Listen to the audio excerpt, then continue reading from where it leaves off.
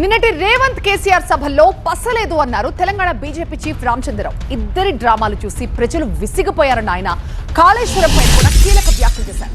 Kaleshwaram project పేరుతో రెండు పార్టీలు కూడా దోచుకుంటున్నాయి, ఇద్దరూ కలిసి బీజేపీని టార్గెట్ చేస్తున్నారన్నారు రామచంద్రరావు. కేసీఆర్ హయాంలో 12 లక్షల కోట్లు కేంద్రం ఇచ్చింది. రేవంత్ ఇప్పటికే 1,50,000 కోట్ల రూపాయలు తెచ్చుకున్నారు. కేంద్రం ఇస్తున్న డబ్బంతా ఎటు పోతోందంటూ ప్రశ్నించారు రామచంద్రరావు. రెండు పార్టీల దోపిడీని చూసి ప్రజలు విసిగి వేసారిపోయారని చెప్పారు. ఈ రెండు పార్టీలు కూడా ప్రజలకు దగా చేశారు, తెలంగాణకు మోసం చేశారు. తెలంగాణని ఈరోజు వచ్చిన తర్వాత తెలంగాణ ప్రజల జీవితాల్లో మార్పు రాలేదు, ప్రజల మీద అప్పు భారం పడింది. మీరు కేసీఆర్ గారు మాట్లాడుతూ మోటార్లకు మీటర్ పెడితే మేము అడ్డుకున్నామంట, 30 కోట్లు ఆపినామంట. 12 లక్షల కోట్లు మీ యొక్క హయాంలో మేము ఇచ్చినాం.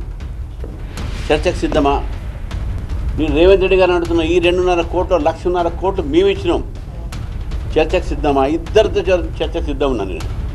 ఈ అబద్ధాలు మాట్లాడి మళ్ళీ తెలంగాణ ప్రజలు చెవులో పువ్వు పెట్టే ప్రయత్నం చేస్తాం. మేము మోటార్లు పెట్టేది మీరు ఇద్దరు కలిసి తెలంగాణకు మోటార్ పెట్టి మొత్తం లాగేసుకుంటారు, గుంజేసుకుంటారు.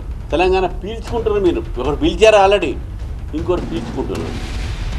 కాళేశ్వరం మీద మీరు ఇన్వెస్టిగేట్ చేయట్లేదంటారు.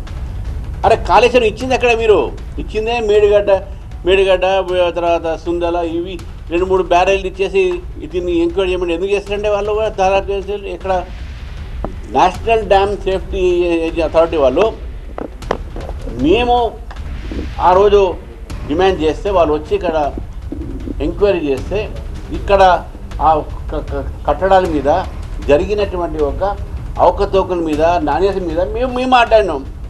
మీరు అది తీసుకొని ఇంకా దాన్ని ఎంక్వైరీ చేయలేదు.